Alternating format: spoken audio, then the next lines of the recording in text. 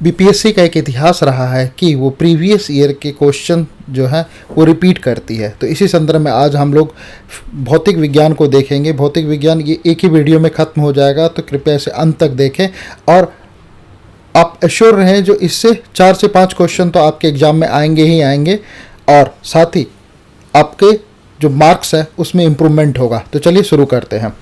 निम्न तत्वों में से किस में न्यूट्रॉन नहीं होता है? तो यहाँ पर सही है हाइड्रोजन।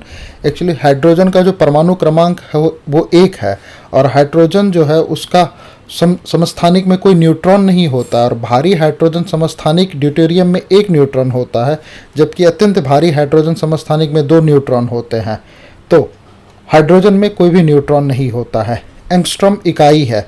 एंगस्ट्रॉम जो इकाई है वो तरंग दैर्घ्य की है। इकाई से संबंधित हर एक साल क्वेश्चन पूछे जाते हैं, तो इसलिए मैं इकाई से रिलेटेड आप चीज़ें पढ़ लीजिएगा। जैसे अगला ही क्वेश्चन है, प्रकाश वर्ष किसकी इकाई है? ये दूरी की इकाई कहलाती है। आवृत्ति को मापा जाता है हर्ट्ज में। अब क्वेश्चन नंबर 5 में आते हैं। घड़ी में प्रयोग होने वाले क्वार्ट्ज क्रिस्टल होते हैं, ये सिलिकॉन डाइऑक्साइड के होते हैं। घड़ी में प्रयोग होने वाले क्वार्ट्ज क्रिस्टल सिलिकॉन डाइऑक्साइड के होते हैं। हर्ट्ज में क्या माना जाता है? आवृत्ति। यहाँ पर अभी कुछ देर पहले ही था, आवृत्ति को मापा जाता है हर्ट्ज में, और हर्ट्ज में क्या मापा जाता है? आवृत्ति। देखिए ये रिपीटेड क्वेश्चन है 64th में और 65th में। विद्युत शक्ति की इकाई क्या होती है? विद्युत शक्ति की इकाई वाट होती है।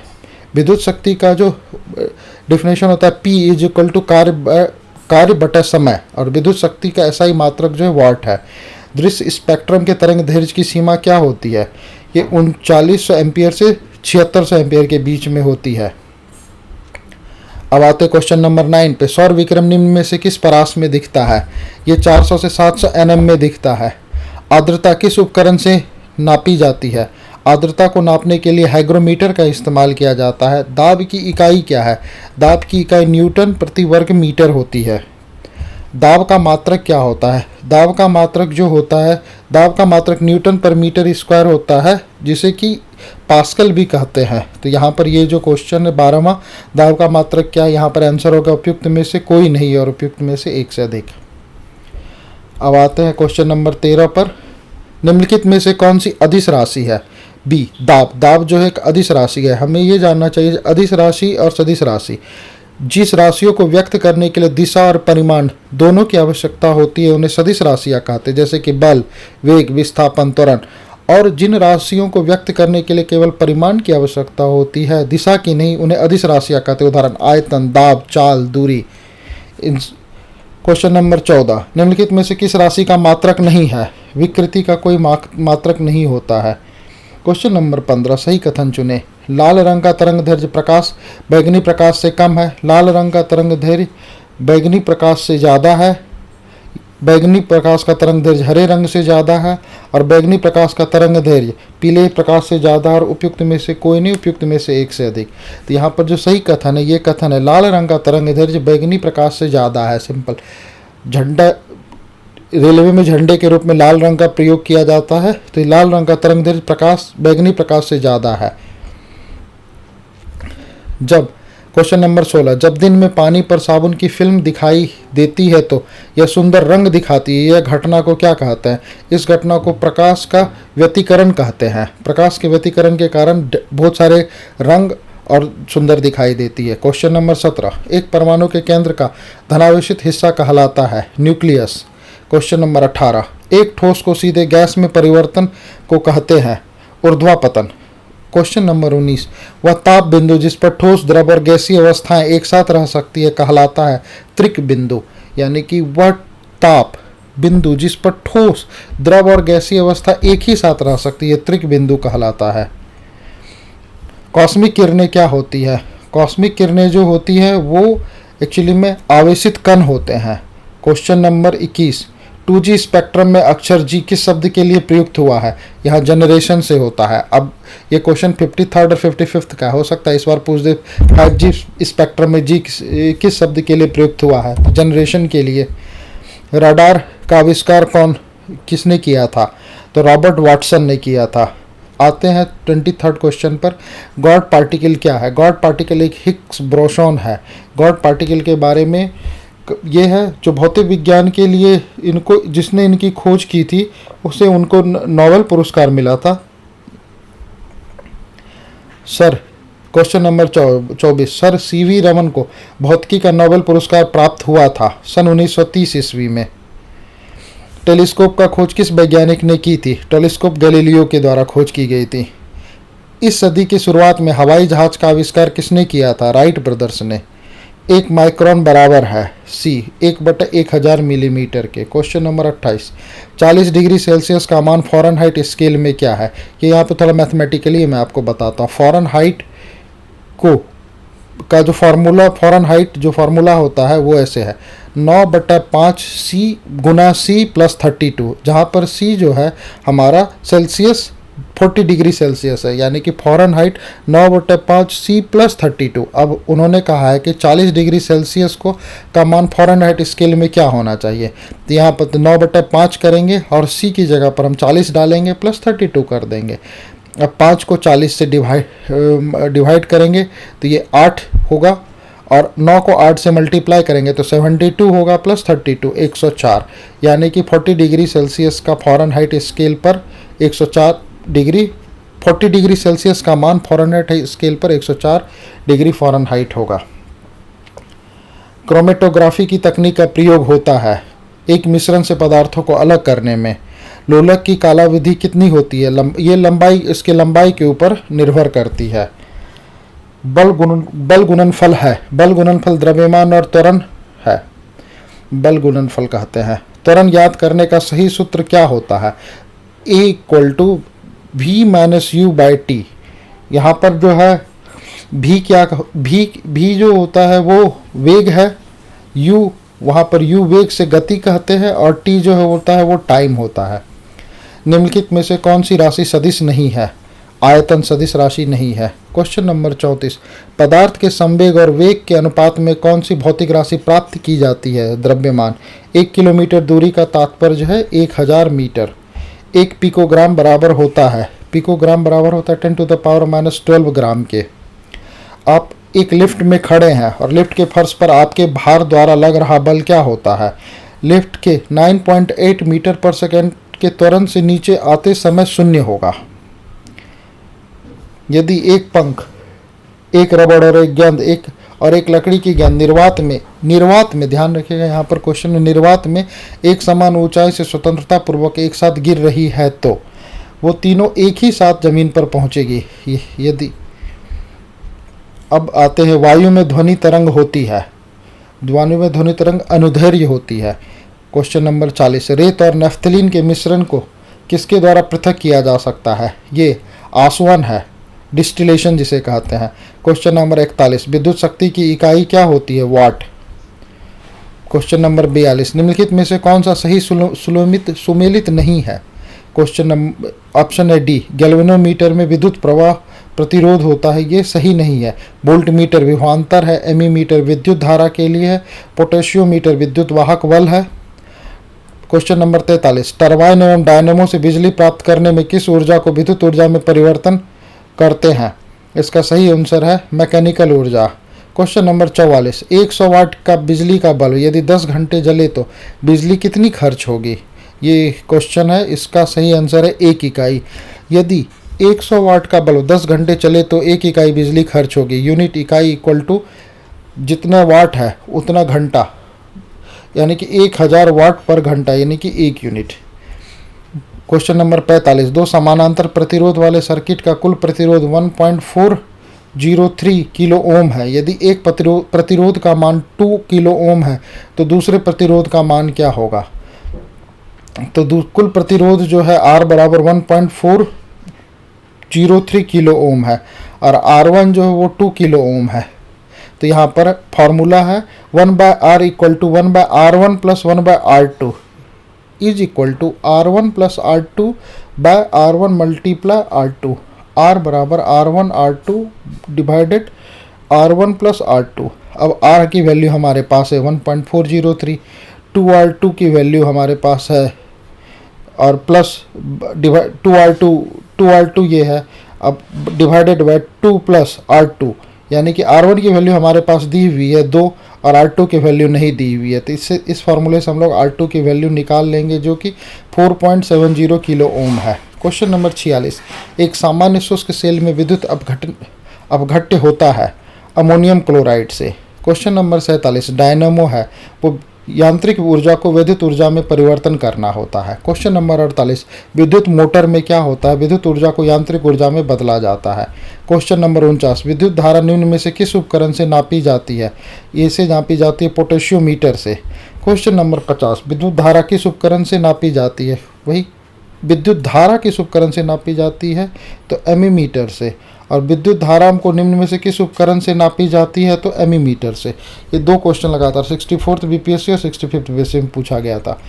विद्युत धारा एक बार फिर से देख ले, विद्युत धारा को निम्न में से किस उपकरण से नापी जाती है एमीटर से, एमीटर। और विद्युत धारा किस उपकरण से नापी जाती है एमीटर। क्वेश्चन नंबर 51, प्रकाश में 7 रंग होते हैं, रंगों को अलग करने का क्या तरीका होता है, एक प्रिज्म से रंगों को अलग अलग किया जा सकता है। क्वेश्चन नंबर 52, यदि किसी ऐनक के लेंस की शक्ति +2 डायोप्टर हो तो इसकी फोकस दूरी होगी 50 सेंटीमीटर। अब ये कैसे है, फोकस दूरी F बराबर 1 बटे लेंस की क्षमता, यानी कि 1 बटे 2 गुना 0.5 मीटर इक्वल टू 50 सेंटीमीटर। चुंबकीय सुई किस ओर संकेत करती है, उत्तर की ओर।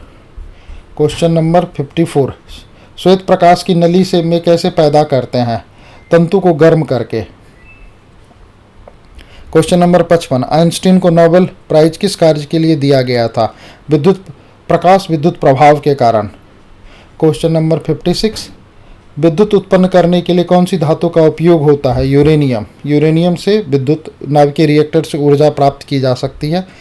क्वेश्चन नंबर 57, कमरे को ठंडा किया जा सकता है संपीड़ित गैस को छोड़ने से। क्वेश्चन नंबर 58, आमतौर पर सुरक्षा फ्यूज लगाने के लिए प्रयोग होने वाले तार किस पदार्थ से बने होते हैं, टीन और शीशे का मिश्र धातु। क्वेश्चन नंबर 59, निम्न में से कौन सा ऊष्मा का सबसे अधिक कुचालक है, ऊष्मा का सबसे अधिक कुचालक पारा होता है। अतिचालक का लक्षण क्या होता है, शून्य परागम्यता। क्वेश्चन नंबर 61, गर्म करने पर अर्धचालक का प्रतिरोध क्या हो जाता है, अर्धचालक का प्रतिरोध जो होता है वो घटता है। ये कैसे है, ये देखिए, अर्धचालक जो है होते हैं वो ऐसे ठोस पदार्थ है जिनकी विद्युत प्रतिरोधकता चालकों से अधिक और किंतु कुचालकों से कम होती है। अर्धचालक का प्रतिरोध ताप बढ़ने पर कम होता है।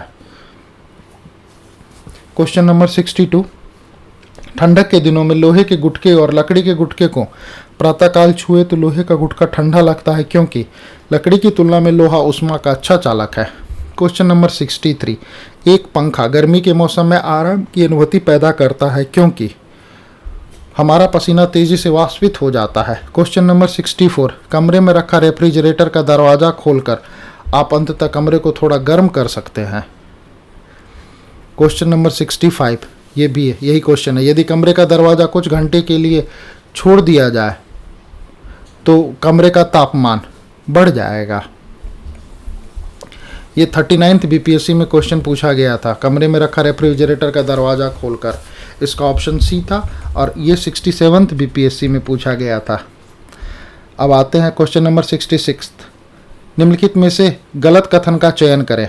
गलत कथन क्या है, कपास गर्मियों में कपड़े के रूप में उपयोग के लिए उपयुक्त है क्योंकि यह नमी को अवशोषित करता है। सही है। सीडी बनाने के लिए पॉलीकार्बोनेट का उपयोग किया जाता है। सही है। एलेक्रिल को कृत्रिम रेशम भी कहते हैं क्योंकि यह कपास से तैयार होता है लेकिन रेशम की तरह चमकता है। एलेक्रिल को कृत्रिम ऊन कहते हैं। और डी, टेफ्लॉन का प्रयोग नॉन स्टिक रसोई के सामान की कोटिंग के लिए किया जाता है। सही है। क्वेश्चन नंबर 67, दो उत्तरोत्तर श्रृंग अथवा दो उत्तरोत्तर गर्त के बीच की दूरी को क्या कहते हैं, इसे तरंग दैर्घ्य कहते हैं। क्वेश्चन नंबर 68, जब प्रकाश एक माध्यम से दूसरे माध्यम में जाता है तो निम्न में से कौन सी या सा नहीं बदलती है, सी आवृत्ति उसकी नहीं बदलती है। क्वेश्चन नंबर 69, पढ़ने में काम आने वाले ग्लास लेंस किस प्रकार के लेंस से बनते हैं, वो उत्तल लेंस से बनते हैं। पढ़ने में काम आने वाले ग्लास वस्तुतः दूर दृष्टि को दूर करता है और दीर्घ दृष्टि दोष युक्त कोई व्यक्ति दूर की वस्तु को तो स्पष्ट देख सकता है, परंतु निकट की वस्तुओं को नहीं, वह स्पष्ट नहीं देख पाता।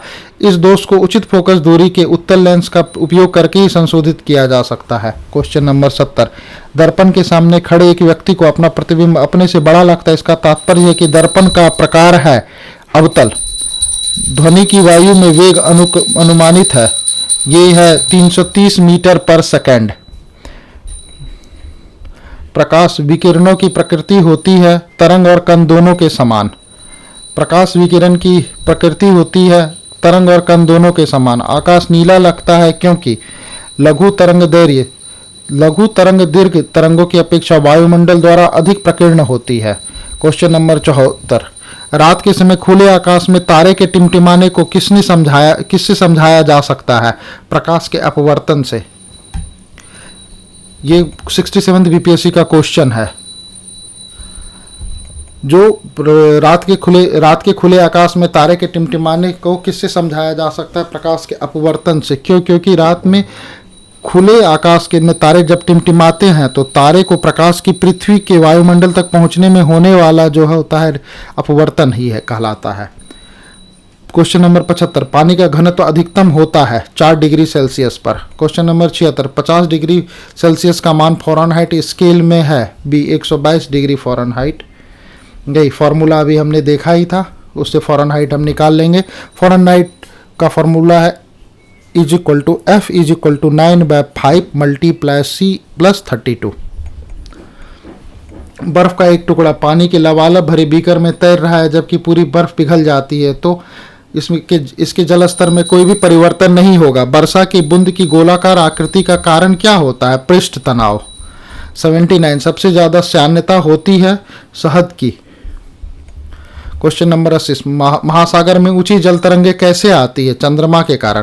क्वेश्चन नंबर 81, जब एक पत्थर को चांद की सतह से पृथ्वी पर लाया जाता है तो इसका भार बदल जाता है परंतु द्रव्यमान नहीं। क्वेश्चन नंबर 82, प्रेशर कुकर में खाना जल्दी पक जाता है क्योंकि उच्च दाब के कारण पानी उच्च तापमान पर उबलने लगता है। क्वेश्चन नंबर 83, सौर ऊर्जा निम्न में से किससे प्राप्त होती है? सौर ऊर्जा प्राप्त होती है सूर्य से। सूर्य पर ऊर्जा का निर्माण होता है नाभिकीय संलयन के द्वारा। क्वेश्चन नंबर 85, एक भारतीय उपग्रह आर्यभट्ट कब छोड़ा गया था? 19 अप्रैल 1975 में। वर्ष दीर्घतम होता है प्लूटो पर। क्वेश्चन नंबर 87, विद्युत चुंबकीय तरंगों का वेग होता है 3 × 10⁸ ms-1।